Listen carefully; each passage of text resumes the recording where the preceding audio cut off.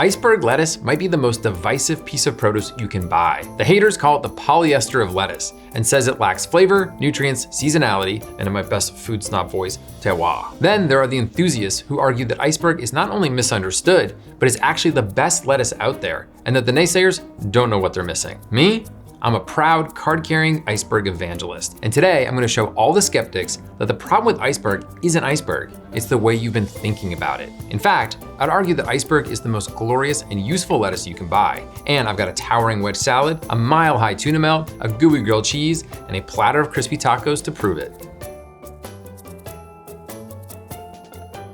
Okay, so let's start with a basic question. What even is iceberg lettuce? Iceberg is a variety of crisp head lettuce that was introduced by the Pennsylvania-based W. Atlee Burpee Seed Company in the late 19th century. And its sturdy texture and incredibly refreshing crunch pretty much revolutionized the lettuce industry. For one thing, it held up remarkably well to shipping.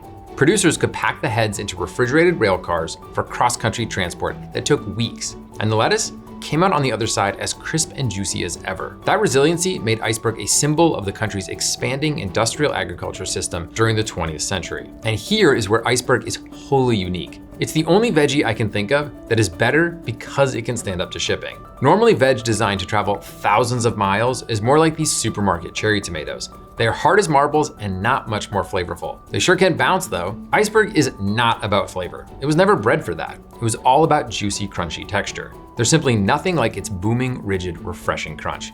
Just take a listen. Thunderous. You know, I'm just gonna bite into it. So crisp and juicy. I could honestly eat this all day. That texture boils down to two intrinsic iceberg traits. First, there's the way it grows. Crisp head lettuces like this start out with a small rosette-shaped growth of leaves. Then more leaves grow around it, overlapping one another and expanding so that they eventually trap the original growth in a dense, compact sphere. This type of growth is called heading, and it pertains to iceberg as well as to other head lettuces like butterhead, Boston, and Bibb. While we're talking lettuce classifications, I should mention that head lettuces are not the same as loose leaf lettuces, which have leaves that branch out from a single stalk into a loose bunch. Loose leaf includes types like oak leaf, red leaf, and green leaf, but notably does not include romaine, which is a separate cultivar called Kos. And that features elongated leaves with a coarse texture and crunchy, well-defined mid-vein. Kos lettuces grow upright, and while the leaves do overlap somewhat, they don't technically form a head. Man, lettuce is kind of complicated. Anyway, back to iceberg's texture. Heading is what makes it grow into a compact round, and iceberg happens to grow especially tight and dense compared to other head lettuces. But the other big factor that makes iceberg so darn crunchy is turgor pressure.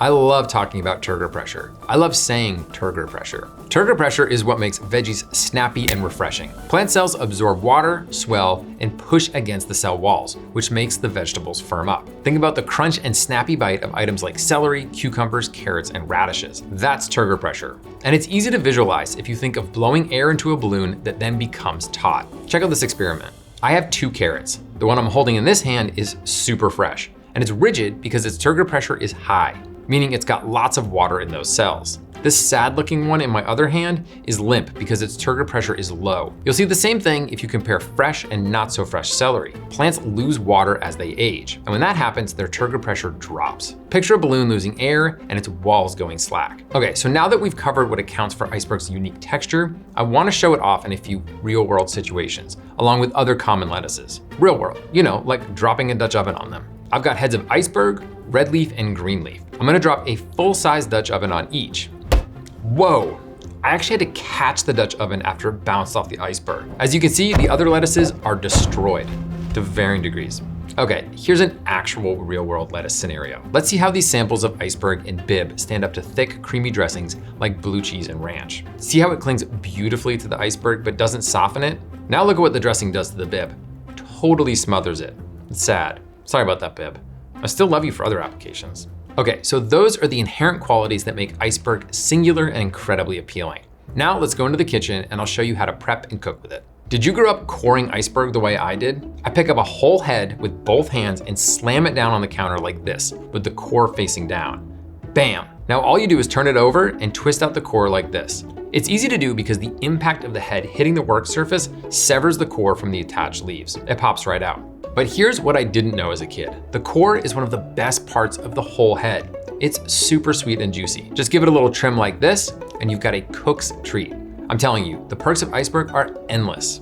Okay, it's time to eat. Now, all of these recipes are available in the link below or in the ETK app. Obviously, I had to make a wedge salad, the crown jewel of Iceberg cookery. This is our take on the steakhouse classic, and in addition to being absolutely delicious, it demonstrates why cutting Iceberg into a mountainous wedge is very important. When sliced this way, the lettuce's core remains intact, and its leaves hold together in a tight stack. This maximizes the salad's dramatic height as well as the refreshing crunch. And that's critical for breaking up the richness, salt, and funk of the bacon, tomatoes, and blue cheese dressing. First, chill the Iceberg and your serving bowls until ready to serve, so that everything stays nice and cold. Then halve the Iceberg through its core like this and cut each half into wedges, leaving the core intact. Arrange the wedges rounded side down in the chilled bowls, then drizzle a few spoonfuls of blue cheese dressing across the top of each wedge. Looks so impressive, right? Now I'm gonna scatter some diced plum tomatoes, crumbled Roquefort, and crispy chewy bacon lardons over the wedges and garnish them with pickled shallots and chives. A double allium hit. A little salt and pepper. Now this is a wedge salad.